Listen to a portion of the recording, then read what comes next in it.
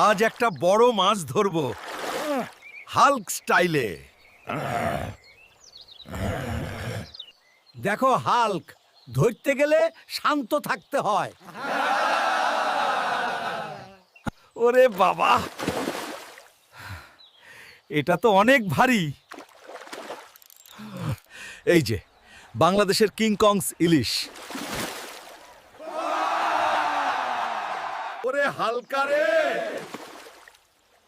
এইটার নাম মাছ না, গরু ইলিশ। আবার বেশি বড় ধরেই ফেললাম নাকি?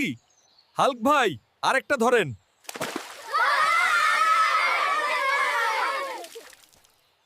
মাছটা আমার তরকারিতে দিবা? হাল্ক শেয়ার করে। ও, মাঝে মাঝে।